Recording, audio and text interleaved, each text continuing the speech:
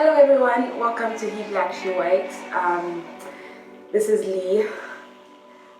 We know we promised you a BLM roundtable for this week's episode.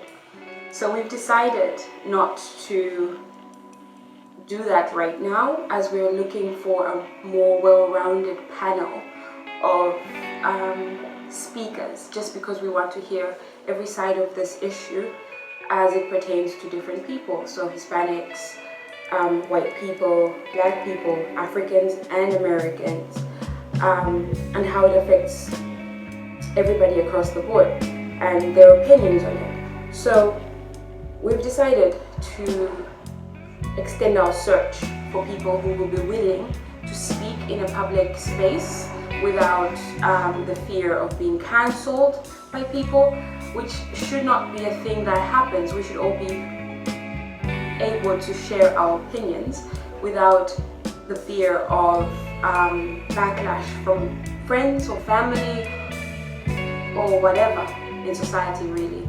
So we are going to have that episode. It's going to come soon. As soon as we have our panel, we're going to have the discussion and hear from people what they think about this BLM movement.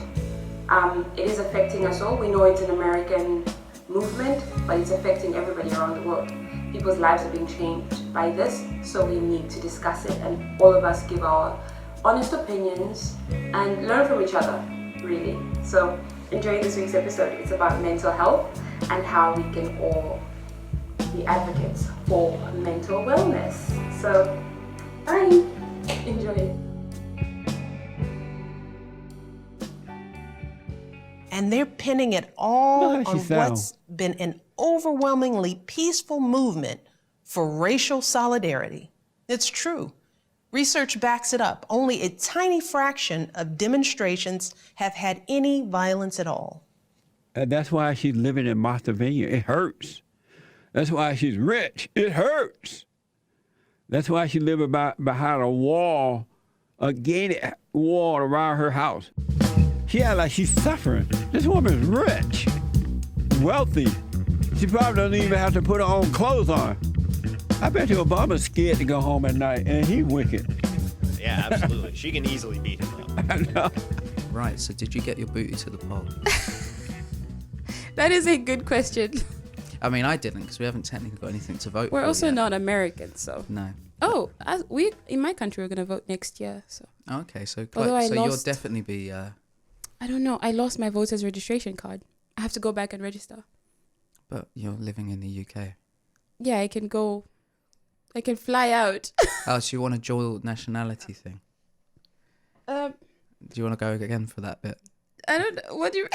You're burping into the microphone.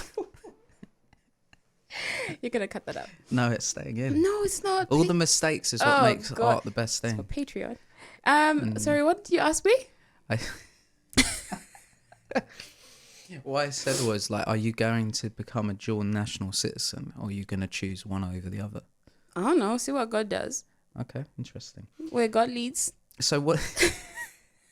What? Praise the Lord. Praise the Lord. Right. So tell me, what are your thoughts on the lockdown? Because we haven't actually discussed at all what is going on at the moment, or how your year has been. Because let's be honest, 2020 has been a complete shit show. It has been. It's not over. I hope it is. No, I mean the year is not over. My birthday is coming up. It can't be over till my birthday. That's it. That's just it's black privilege right there. No, yeah, for sure. Like, I feel like we did need to make this episode. We have been trying to survive through comedy and music and just, I don't know, trying to pretend like we don't have this situation going on in the world, this pandemic. Now, first off, before we get into that, do you believe it's real or do you think it's fake? I feel like there is both sides. It's real and fake. Okay, go on. That's an interesting situation to find yourself in. No, I do feel like something did happen, but then it's been, blown up. Oh, so you're doing what Ilhan Omar did about 9/11? That some people did something? Got that now? I don't know, maybe. But that's the thing Some is like people did something. Some people did something. In Wuhan. Yes. Where somebody close to me was at Wuhan, lives in Wuhan. I'm not gonna mention, but like lives in Wuhan You and know left. everyone. So literally, you've got friends Yeah, in I'm every famous. continent. Yeah. I'm kidding. No, but More for real, famous than me. the term self-isolation is not new because a lot of people do self-isolate in their own way. So some people do go to classes and then like at university and then go back to their rooms and never leave again. And they go back to class the next day and then they go back to their rooms. Like everybody is going through their own stuff. And I feel like finally it's in the open. We can talk about it and normalize it. Do you know what I mean? But you'd be surprised. I don't think we can. There's things we can. Like there is definitely a much more accepting quality within people when you talk about mental health. Because say like in the 90s, you'd be like, "Oh, dude's nuts," you know, don't go near him. Yeah, crazy. but that's what I mean, great. like, right but, now. But at the same time, we also have like problems if you try to get work, for instance, and you put down that you have mental issues or, you know, disability, 9 out of 10 times, not all, no, but most, like every time I've tried to do that, I just don't get the job because I'm told not to declare, but I know that if I don't declare and I get the job, issue comes up, and then something comes up, then I've been lying, and then that's irresponsible. So I have my own opinion about that. Like, your private life is your private situation.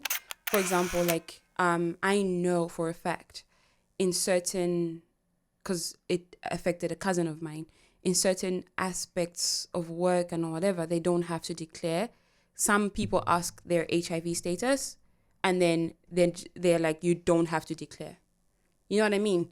And the thing is, it makes sense if you're working in some of these sectors like health and other places, but who's to say they don't acquire it while they're in the job? Of course. No, just as you said. Yep. Uh-huh. Based on gender, based on race, all of that stuff. But no, talking about this, I've had my issues when I was a teenager. It was, I don't think I've told you a lot about it as my friend. So, like, not even my family knows a lot of the stuff that I went through. It's not something I would discuss online. You are the fun. A lot of times, you really can't talk to anybody because people make you feel like, shut up. Your problems are not actually problems because they're up here. I have an issue with my wrist. I'm a chef by trade.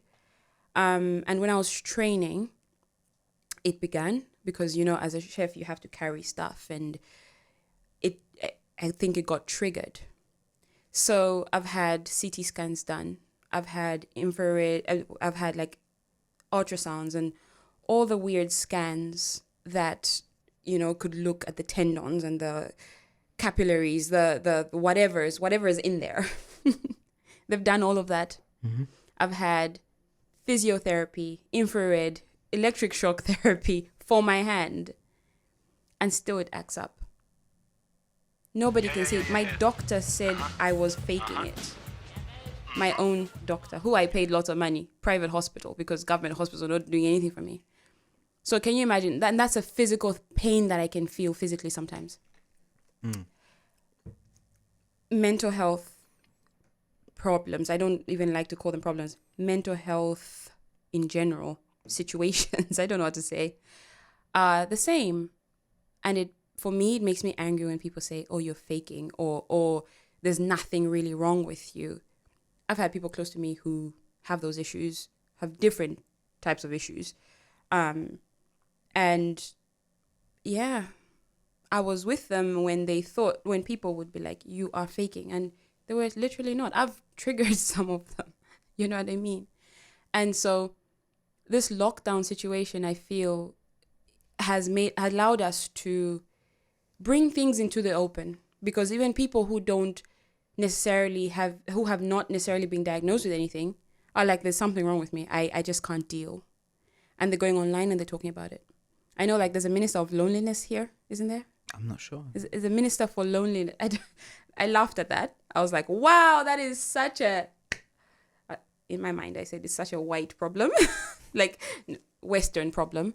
Like in Africa. Mommy Africa! Nobody's going to have a minister for wellness even. We have a minister for health, but you're not going to have a minister for loneliness or depression. I feel like that's a good thing. Yeah, I feel like, you know, there's good and bad things with this lockdown. I think I'll focus on the negative first, because that's like the things I like to focus on mostly, because I'm a negative human being. But you're not so negative. I know, I'm just being sarcastic. Okay, good. But, I don't get sarcasm most of the silly time. asshole that I am. Hi, Sarah. And didn't do it on the last episode, so I'll do it again. Hi, Sarah. Oh, come on. But yeah, no, like, I feel that this lockdown is becoming a complete joke. I mean, the fact that, you know, the flu kills more people than what this does, and there's like a 99.1.2 chance of you dying from it, and how, with all the statistics we were originally given from the World Health Organization and whatnot, they've all been kind of debunked. Yeah. Like, a lot of these places, like, were putting, like, particularly in New York, they were putting people that were infected with COVID in old age pensioners' homes. Now, why would you do that? Governor Cuomo's New York State barred people from visiting their loved ones in nursing homes.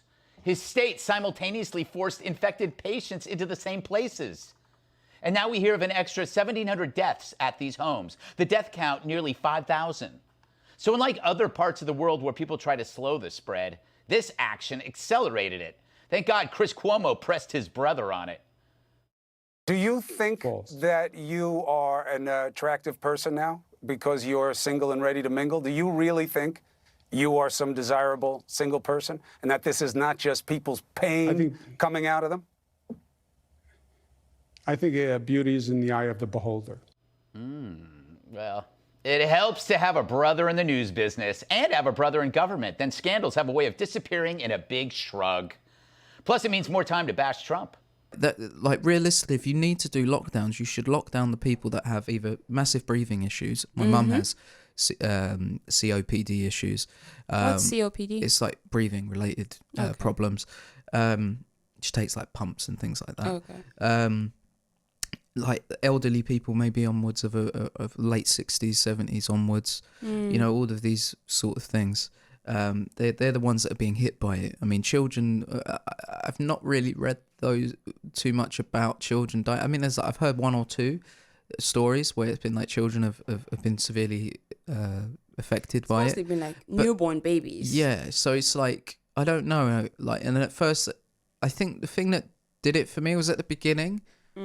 I took it a lot more seriously than now. Like, because my parents are quite vulnerable because of their age groups and stuff, particularly my grandparents, and they go out all the time to shopping and shopping and shopping and shopping and shopping. They shop like it's an art form, basically. Even though, like, if you ever go into my house and you go into the food cupboards, like, there are stacks upon stacks upon stacks of food. And most times you have to check the dates because they just keep buying other stuff and it gets put to the back. So it's kind of like hoarding for food. And then you see all the people like buying toilet paper like it's the end of the world. And you sit there and think, what's the massive obsession with toilet paper? Like, there's baby wipes you can get. Look, use a fucking leaf or something. I think my sister called it the shit apocalypse. Yeah, it is. It's ridiculous. Like, I mean, what are you guys? And it's all media manipulation because you're being told there's more cases, but the cases are not deaths. They're not death. This is the difference. And like, we're not saying go out and be irresponsible people in Glasgow. Well, not even just Glasgow, but like when you hear about Tom Hanks coming out, he's got it, but then everything's fine. Like, oh, and then this superstar got it, and then Idris Elba's got it, and then all these other, I don't give a fuck what these people have got. At the end of the day, they've fully fledged private healthcare. They've got money coming up the wazoo, and you know, we should be worrying about people on the ground, not what these idiot celebrities are telling us to go out and wear a mask. No, and there's too much human rights vagrantly being squandered here. Like, I see a woman in America get tased for not having a mask on.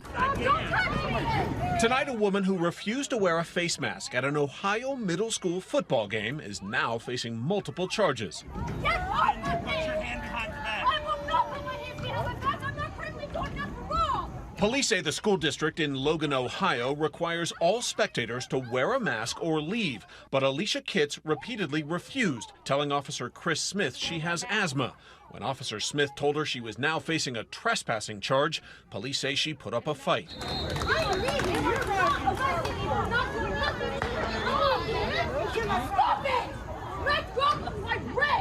They keep struggling as Officer Smith tries to put on handcuffs. Other spectators, all wearing masks, watch. This is over a mask. Finally, using a taser on Kitts to take her into custody.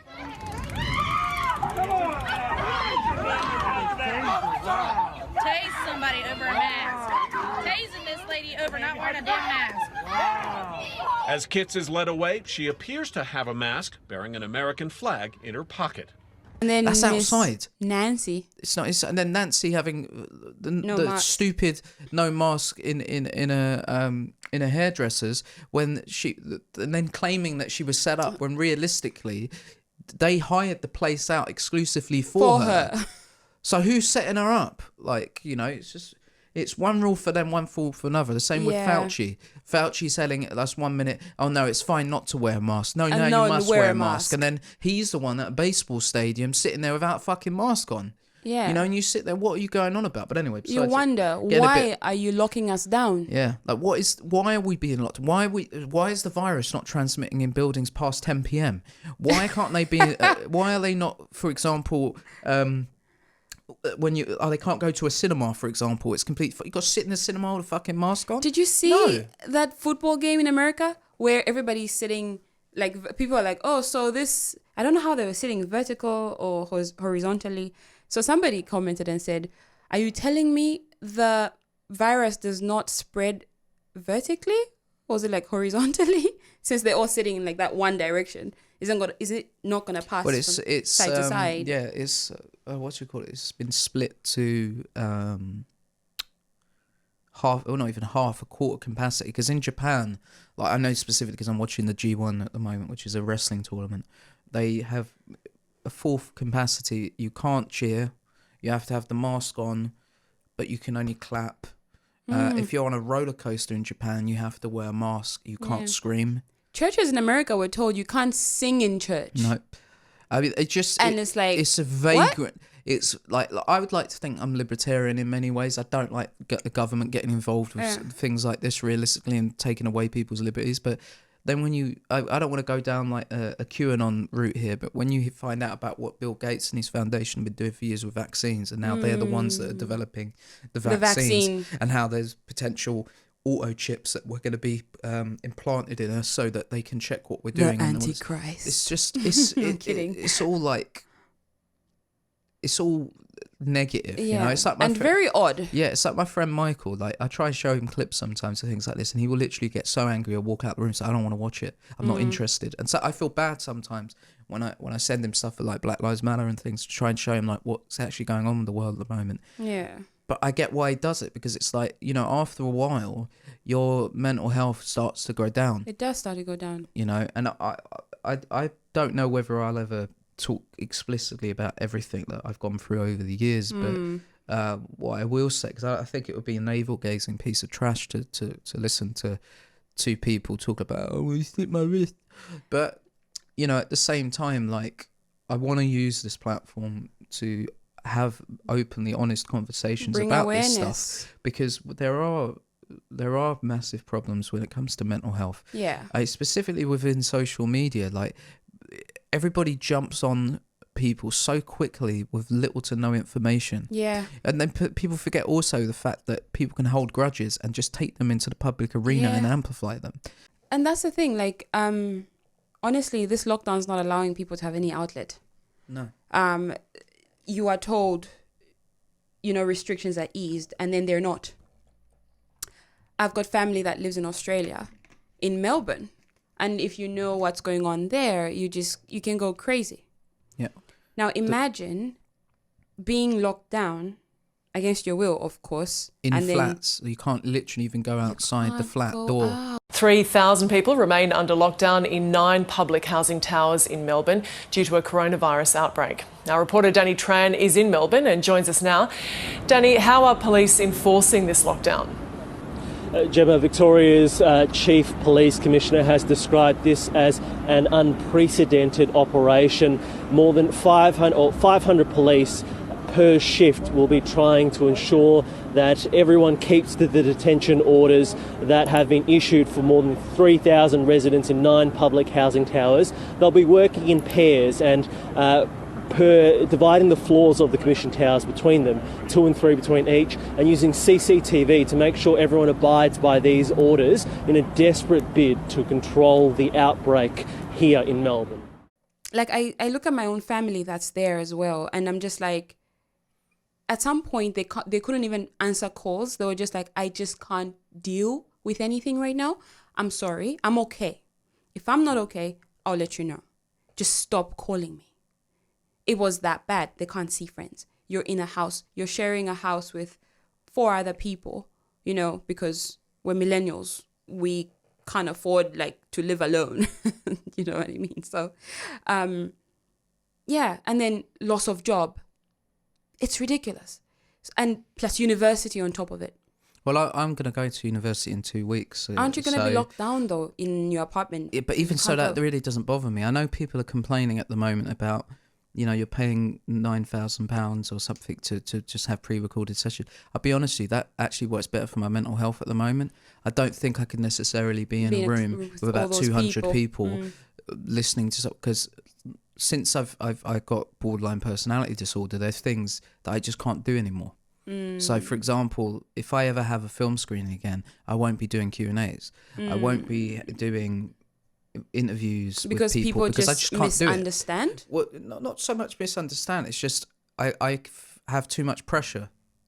It physically makes me ill, in the sense that when I was working at IKEA once, we had to do this CPR training, and the problem was we had to do it in front of everyone else, and I started to physically drip with sweat. Yeah. And it was one of the side effects I have from taking these things called venlafaxine, which are kind of mood stabilizers, I guess. And I failed that course basically because of that. And I made the mistake at the time when I was trying to get back to work, in hope that I was thinking like my ex-girlfriend was going to come back and I was going to have money to be able to rebuild whatever future I had.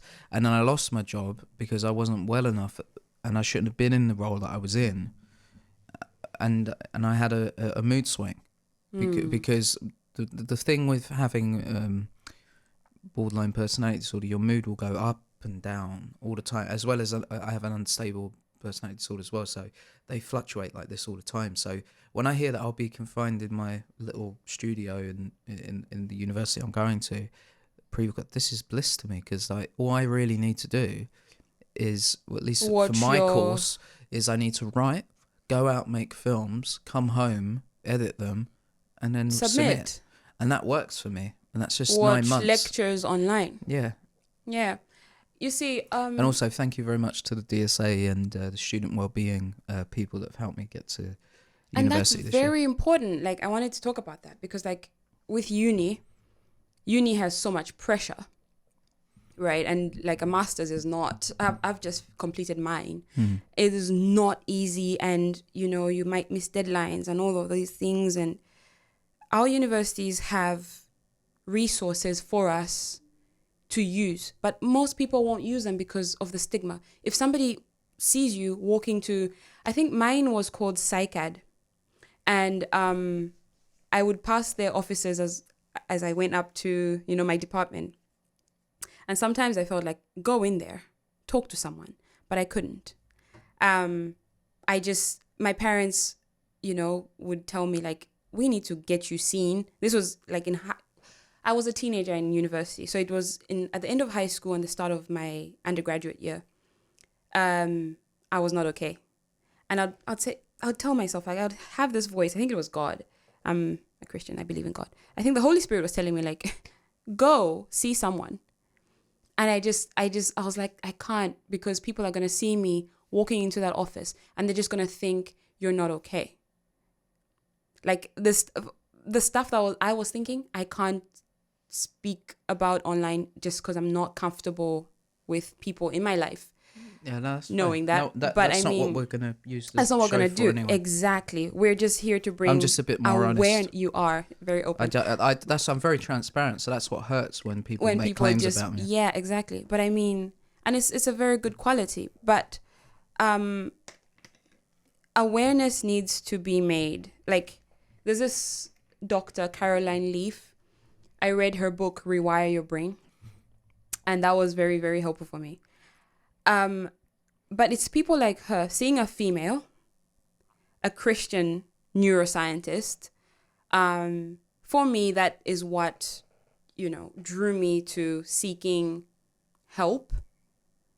And then my mother, who is just an angel, I call her the sister of Jesus, she basically, I was a baby again in her arms, you know what I mean? And to have family like that. But we know there are a lot of people that are not okay. And also like my church community, which was nice. But not every church community is accepting. Not every church community is judgment free. Because they hear, like, for example, with your diagnosis, they hear that name and they just go, or you go on the internet and just find stupid stuff by people who are not professionals. So basically what we're saying is use your resources at university. It's not an easy time for anybody, definitely. But then for people who do have mental wellness problems, it is very important. And in Europe, I know like the suicide rates here in Europe are crazy. Well, more than you can't blame Africa, them, really. because it's so cold. You don't have the sun. No, it's not even a weather thing. There's it's no just, sunshine let's put here. it this way: in the modern day, if you're told to hate your skin, you're told that you can't be a man. For example, it's bad to be a man because it's bad to be a man. You've got toxic masculinity and all this. You've got basically you've not done anything to anything, but your ancestors have done things to people. This is absurd, and it makes you slowly but surely what they're doing is they're knocking the wall down. Yeah. So anything you've actually built up from strength wise, you're being taken out physically, metaphorically, and mentally, because you become a shell of yourself that you don't want to talk, you don't want to do this, you don't want to do, and then you're afraid to speak up when bad things happen. So, for example, my opinion changed with this whole kind of COVID-19 thing, when Black Lives Matter willingly went out, protested, looted, shooted, nothing with any masks or anything, and then all these scientists then started putting out very long academic papers saying it's completely fine what they're doing because they agree with their political opinions. Abusing their expertise and exploiting their credentials in order to disguise what are their political judgments about the merit of various protests or various activities under the guise of public health judgments, in order to dictate which protests and which activities are permissible and which ones are not. Yeah, well, what about the kids that are being made to walk around the streets at the moment? And I've seen this online where they're going Oh yeah, with their parents. Listen, that's traumatizing. I have heard "F your Jesus." Yeah, of course, because that's another thing that they've removed from the Black Lives Matter thing, because they want to knock down the Western sort of idea of like the family unit. So get rid of that. Get rid of religion, because they were also going into churches. They went into churches and was disrupting things like that. I've seen it. I've seen the footage. It's all online. You can find it. It's disgusting. And I feel bad because we always single out Black Lives Matter at the moment. But at the same time, if we look at what happened this weekend in central, it was the second time that's happened in central London that anti-vaxxers got together and stood in Trafalgar Square. The police beat the shit out of them. Yeah. But then Black Lives Matter shut down Oxford Circus, and it's completely fine. Do you know, I feel offended on behalf of everybody who's got mental health problems when you hear commentators, some of them who I follow, are like, that guy has a mental problem. You know what I mean? Like, it's always somebody does something violent, or someone does something that is, socially unacceptable. They're like, he's got a mental problem. He's got. Do you see what I mean? People say that with Kanye. They're like, oh, he's bipolar. Yeah, but the thing is, he is. He's Kanye. He's but bipolar. It's not an excuse. But why is that a problem? Thank you. Do we say when somebody has issues, okay, with cancer or whatever, and they act out a certain way? Do we go, oh, he has prostate cancer. Oh, she's got breast cancer. Yeah, I don't know. For me, that's the problem. And that I feel like, don't you feel like that's why there's a stigma with people seeking help, with people, because there's so many resources. Like here in the UK, the NHS has all these free resources. But it's not even just the NHS. There's Mind. There's the Stay Alive application where they have literally every single people are not using thing them there as well. There's also what's that place called? Maytree, which is a suicide respiratory centre that you can go to and completely like shut away from things. There's loads of things once you start looking. Things. And your local council have mental health groups and stuff that you can check out. But I'll make this more closer to home. When I was at uni once, a couple of years ago, when I was at Westminster, there was a girl called Bobby, not my dog. My dog's name was Bobby, but it wasn't named after her. I kind of wish it was, to be fair. But when my mum came up with the name Bobby, I was like, oh, you can call it Bobby Z, because Prince's drummer back in the day was Bobby Z. Another Prince reference. There's always a Prince reference.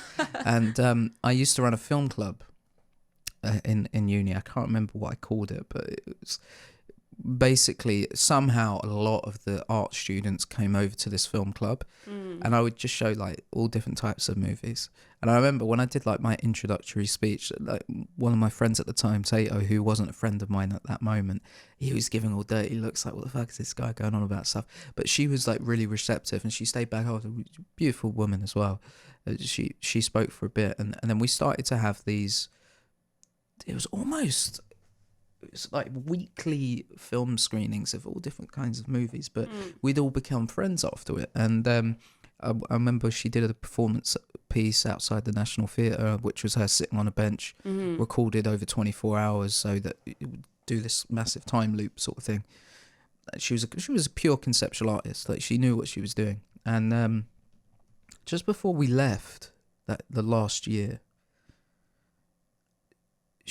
I saw her crying like outside in like the courtyard, and we were all taking like pictures, graduation stuff, and I wanted to go up to her at the time, but I didn't know how to, so I did go up to her, but I don't think I said anything. I was like, you okay? And that was about it. But something was really affecting her, and like I then had like some anxiety back then too. I couldn't get on trains, like, because I was going up the Jubilee line every day for uni, and then on top of my anxiety with my panic attacks, I wasn't able to travel, so I had to defer my dissertation. And when I was handing it in, I bumped into her again, and she seemed to be brighter in spirit. She just got a job in a nursery and whatnot. And then about 2 months after, her girlfriend at the time, because she was bisexual, she called me and was like, yeah, she's dead. I had no idea. There was like, they did like this like how do you process that? How do you even help a friend who just tells you that? Yeah, I thought they were joking. Like, to be honest with you, your first reaction is like, what? Yeah, it was so surreal. And they did like this like service in the gallery, put all the work. I just couldn't go. I felt bad. I wanted to go, didn't know what to say. They had her parents there and everything, and like all the friends would have gone there, and I just couldn't do it. And then even to this day, like, her mum is invited. She set up a charity in her name and stuff, and she wanted me to come and do stuff. And for whatever reason, I just never went. Not because I didn't want to go. It's just she was going to let me stay in her house and everything. And I was like I'm touched by the kindness and stuff, but like, she's not there. Like, you know, and I wouldn't know what to say. Like, and because I had my breakdown so publicly, like it wasn't accidentally. I purposefully streamed me having like a massive like mental breakdown, and I had the camera turned on the wall. Cry for attention? No, it was for someone to call because I knew I was going to hurt myself. Yeah, like, and everybody could hear it. It was like, must be like 50, 60 people watching it, and then someone in India who I was working with at the time, they called the police, and then that's when I went into hospital around that time. But you see, I don't mean cry for attention as in but that attention to me, but I mean, but like, that do comes something. with it too. Do something, guys. I need help. I was losing it. Like, I was losing my job. Like, I lost my girlfriend at the time. My family prior to that. Your life was just crumbling. It was. But even like my family, when I was with my ex-girlfriend, they wouldn't let me stay in my house. Her family then wouldn't let me stay in the house. So I ran up debt. Like, I was staying in hotels every night because I wanted to stay with my girlfriend. Didn't think I could have bought a property, but then I did end up doing that, and then I couldn't afford the property, so I lost the deposit and stuff. So it was literally disaster But on a consecutive level. That is a common occurrence though and people, the thing is people don't talk about these things, so it feels like you're alone. Right? Yeah, Isn't that definitely. fact? Yeah. People go through disaster after disaster after disaster. I did this thing because I'm again a very private person. A lot of my friends don't know my story, but I did this thing at the beginning of the year where I was like, wow, new decade. You know, I'm in my mid-20s now. I was like, I need to grow up. Well, like this was last year when I was thinking this, but at the beginning of this year, I was just finishing my master's. I was like, if I'm going to study again, it's not because I'm trying to get qualifications, it's because I'm trying to like build on something. I was done changing careers, running away. And I wrote a summary of my decade. And I decided to share that publicly. And I put things there that I'd never told a lot of people. And I just left it on Instagram, and I was like, oh, I'm going to put this out there because I wanted to help young people that I was mentoring, but I didn't know how to help them see that they don't have to keep it to themselves. They can share. If I didn't share. So I just shared that on Instagram and I just left it. At the end of the day, I came back to my phone and I found messages from like my high school best friend who was like, Likoji, I didn't know that you tried to kill yourself in 2017. Like, why didn't you call me? And I'm like, I'm fine. I'm just sharing what happened. And I think she's going to watch this video and be like, oh, Likoji, you talked about me. But I mean, it was surprising to see how lots of cousins, people that I actually hated, like, I don't hate anyone now. I was a kid. But people I hated years ago reached out and were like, wow, thank you for sharing that. But one of my friends shared with me privately and said, I couldn't share this online. You're so brave, you know? It does take balls to do it. It does. And she goes, I couldn't share, but she shared her decade with me. And that's the thing, is like we last saw each other in 2011, I think, when we were both studying in the same country. And she told me parts of her life from then until like from 2010 to 2020. And I was like, my God, how selfish we can be. Honestly, as young people, how selfish we can be to think we're alone in this. And that's the thing, is like, I'm not saying this to look down on ourselves, but I mean, there is a healing factor when we gather in community and say, look, actually, me too. Not to say that the Me Too movement of like, you know, is all good, but I mean, but you understand what I mean? Like, oh my gosh, me too. There's that communal effect where, and then you see, oh wow, and you see how far a person has come. I don't think I'll ever do that again. I don't think I'll ever go to those depths again, because like for me, my personal faith in Jesus, like that for me has been an anchoring sort of, element in my life, and my family as well. Like I reconnected with them, and it just, like I feel anchored in there. So when I'm feeling like I'm shaking, this feels like I'm preaching a bit of a sermon, but yeah, if you are, I'm gonna like. Oh hush!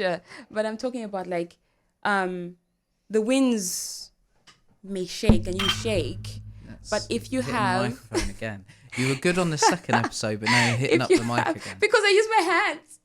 If you have like something that, I don't know, anchors you, and it could be a belief in something. It also could be just, a knowledge in yourself, like this self-actualization thing where you're just like, you know what, I will be okay. That could be an anchoring thing. And when the winds come and shake and the tornadoes come, you go back to that and be like, you know what, this has happened before and I'll be okay. But you also seek help. Isolation is easy. Not when it's forced. I mean, none of us want to be locked down. It was very easy for me. All I did was literally close my curtains. I not prance, but like tiptoe around like I was, stepping on like nails, and literally shut everything away and just watch YouTube videos for 2 years, literally. And that's did nothing the thing, else. though. I lost my passion for film. I lost my passion for music. I lost everything, really. But you ended up seeking help.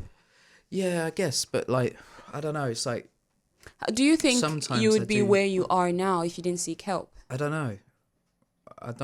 I kind of feel like I didn't have any control in it. Like there'll be a time where we'll talk about some of the experiences I had in the mental health place, which was interesting. Like, Which is that was nothing to be ashamed of if you had to be There was like a really beautiful hospitalized. moment, like where we all had. I think I might have mentioned this before. We all had guitars and we were playing Comfortably Numb in the room, just impromptu. Just kind of happened, like randomly. All different kinds of people, just different cultures, different age groups, all just got in and was just jamming. I even have like a note that I'll bring next time to the episode where someone actually drew a guitar like as a tree, wrote a note on the back, you know, which was just, I don't know, like it did restore like my faith a little bit with humanity, but at the same time, I'm not even joking, like one night I was literally told, you got to leave tomorrow in the morning, and they just threw me out. There was no like gentle move out the facility ward or anything. It was just straight out. Wow. You know, doesn't that like that really cause messed with me more a bit. problems? Yeah. Well, it was just like, oh yeah, That's well, weird. we're just gonna like, Like, we're you just cool gonna now. replace the room, Wow. and that was it. Like, and it Did might they have been, feel like you had reached a point in your recovery where no, you were? it was nothing to do with recovery. I think a part of it was there were times when we would have these daily briefings in the mornings, and like there's this one guy in there. I just didn't like him. Like I felt he's very patronising to the advice he was giving to the other patients People. and also to the staff. And I called him out on it, and I think Oh, maybe because I wow. called him out on it in the group, he That's might why have kicked us out. they- Because I yeah. did do it a couple times. I mean, it was weird. Like when It's I went kind of in there, it was odd. a bit like being in prison a little bit, because there were times where, In what sense? well, there were times where you had to fight. Like I had to become what I used to be, which was I used to fight all the time in secondary school with people. So there's one guy he would not leave me alone. He would just not leave me alone. Like I think he was gay, like because he came up to me and said something about how he wanted to get with me or something. I didn't kick off for that. It was the fact that originally he came to me for advice. I gave him advice and he was rude to his mum. He was really rude to his mum in front of her.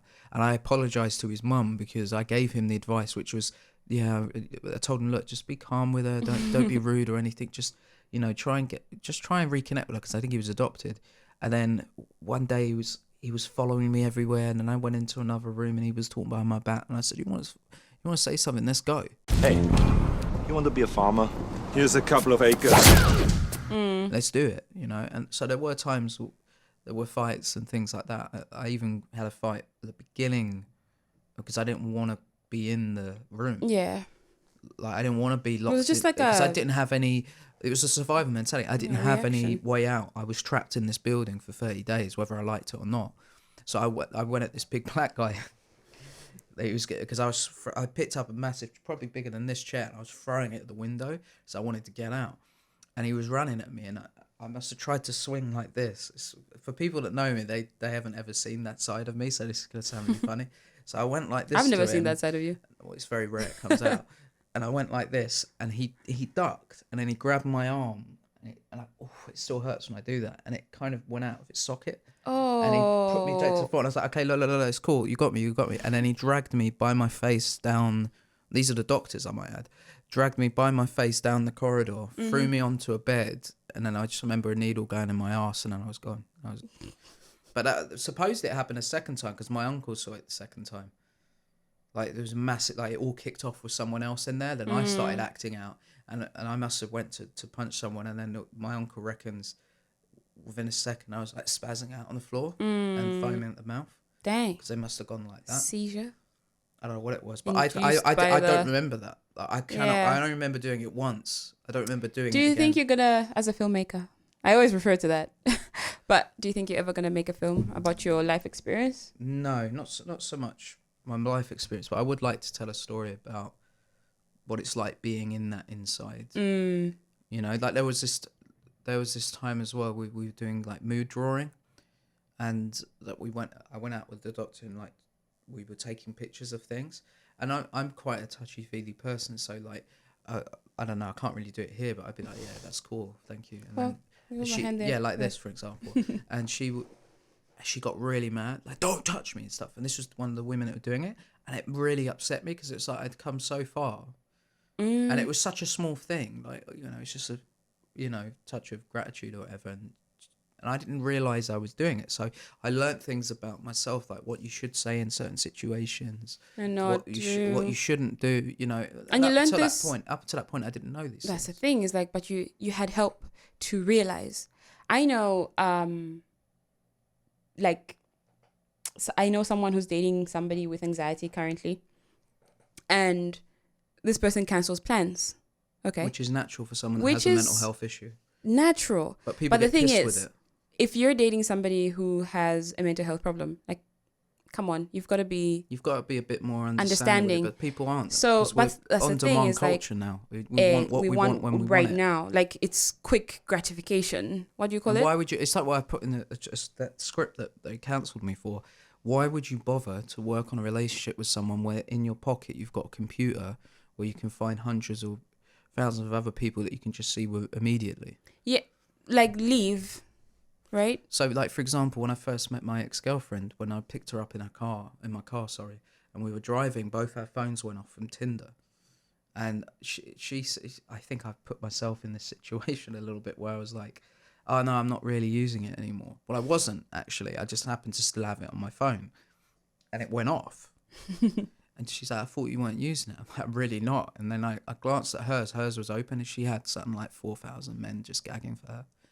And rather than be like, that's revolting, I was kind of like, that's actually kind of endearing a little bit, that you could easily have these other 4,000 guys. But then you went for me. You're hanging to me. But that's my old positive No, but then mindset. that's the thing, is like, that's a guy thing though, I think. Maybe, I don't know. It is a guy thing. Some guys would be like, oh, fucking slag, Why No, but like, I think it's a guy thing, because one of my former best friends was the same. Like, I don't know, if I told him like, oh my God, that girl was checking you out, he'd be like, me? Yeah, I mean, like, there's so many other guys. Yeah, I think it's a guy thing. A lot of guys, I don't know if it's in the media or anything, like, we front like we have like or at least we're perceived to have this like confidence and stuff. But the men I know, like, we'd be oblivious to it unless it's literally spelled out to us in front of us. Like, I had no idea with there was this girl I knew when I was growing up. I'll end on this note. So we were at like a sleepover, and I was hanging out with her brother. Like, her brother's a bit older than me, and they for some reason, like, truth or dare thing come up or whatever, and these younger kids got me and her to kiss, and they must have knew something I didn't, because I had no idea. Like, I never looked at her in that way. Children always know. And she was going full force with it, and then like later down the line, I then later found out that she was super into me, but I didn't act on it because I obviously respect for her brother. And then when she left the estate, and then a couple of years later I recontacted her. It was just before I finished secondary school, and we agreed to meet. I was like, yeah, I think we should explore this. The day we were meant to meet, a bunch of people come to my house that morning banging on the door. And up until that point, I'd really been badly beaten up a few weeks prior to that, so I thought they were going to smash my house in this time. And they were like, she's in hospital. I was like, what do you mean she's in hospital? She's like, oh, she had like anaphylactic reactions in a coma. I say, fucking like, you're trying to get me out to get it off. So I went to the hospital next day, she was in a coma. Whoa. And I walked into the room and I said her name, like, hey Mel, and her whole body just like shook. Oh, that's freaky. Yeah, so she must have, I don't know, whatever I did to make her feel that way, but she must have really liked you. But like, before you end on that note, this is something that people do struggle with. Is like, somebody tells them, hey, I suffer from this, and others, like some people, their perception of the person changes. Do you feel like your diagnosis defines you? A little bit. I've got to learn to work with it, but people just still don't get it. Some people will get it completely. Like even my best friend's like, I really don't understand what your condition is. And I tried to explain it to him and he still doesn't really see it. But to me, like when I read up what I have and stuff, it's the same with that when I read up my star sign. I'm 100% a Scorpio. and my life makes so much more sense knowing. Do you feel like what is on the internet? Because when you told me, I told you that I googled. Who, me? Yeah, we all self-diagnose. Oh no, I know, but like we go on the internet like, oh, I've got a rash on my cock or whatever, and you're like, okay, self-diagnose. Without going to a doctor. That was a I'm just using that as an extreme example. I know, but like it's a graphic example. Sorry guys, but I mean, you got to make humor somewhere. It's been a dark episode. Well, dark is good. Deep is good. Like I feel like in our society, we're surface level people these days. And if somebody tells you like I've got an issue, it's the funniest thing because my friend has anxiety, my best friend, and she will not go see help. She's gonna kill me for saying this, but I mean, she understands more and more now what her problem is, you know, but she feels like people are gonna define her by it. I've got someone who's very, very close to me. She doesn't want me to talk about it because I asked her permission, but she's got depression, and again, she was on meds, never told anyone. I think I was like one of two people who knew, and that's because like if something happens and she needs to go to the hospital, the doctors have to know what she's on, and I would always go with her because then I can say, just in case she's not able to. At least I know, and she's got asthma, so like you've got all these things put together. It's ridiculous. Like, not ridiculous in the sense that what I mean is like people do put these labels on others and have these stigmas and all that stuff. But I don't know. I feel like people are always like, oh, Lee, I just choose to see this, the best in people. The best in people, the positive. And if you've got an illness, cool. Are you recovering? Are you healing? Yeah. I'm all about that healing positivity thing because my mind. I have been in places that were so I nearly walked away from my faith in Jesus. For me, that's like the biggest thing that nearly destroyed me. I've had situations where you feel like your soul, your spirit, and your body are trying to separate, you know. And when I talk about these things, people think I'm very dramatic because I can be dramatic in the way I speak. I don't have a dramatic life, but I mean, like, just in the way I speak. Are you sure? Because, I mean, we were meant to record at 11 o'clock today and you Excuse turned me. up. I can be late. I will never be late again. On black time. But in general, like, I feel like people go get help, talk to somebody, send us a message. I know people who've just started uni at this time. It's really weird. Somebody called me the other day. I was like, my apartment is so small. Like, this is bad for my mental health and my physical health. I don't know what to do. And she told the people, like, could you give me a bigger room? And they just completely disregarded her. She speaks to the Wellbeing Centre. They'll step in and help. Exactly. That's what they did with me because I was in a situation similar and they put me into a different property. Exactly. So go seek help, guys. Yeah. And we'll leave it is resources possible in the comments as well. in the description. And in the credits as well. Yeah. It is possible to heal. Nothing is forever in that sense. Like, it's possible to heal. And if you don't heal, that's still cool. You can still fall forward. Does that make sense? I had a teacher who used to say that, like, you might fail your mathematics exam, but fail forward. Okay. Does that make sense? Yeah. Like, fail forward. So if you're going to fall, don't fall backwards. Fall forward. Well, I'll end on this note for us. I think within dark times will always be followed by some form of reason. Yeah. And hopefully when you listen to this today, that we hope seek it out has some helped advice you. or something, you know, and you don't think we're weirdos. But anyway. We are weirdos and we waffle. All right, fair enough. We go on and on. Peace and lots of love, everyone, and we'll see you in the next one. Bye. Thanks, bro. Oh, that was good. I need to go to the bathroom again. What is...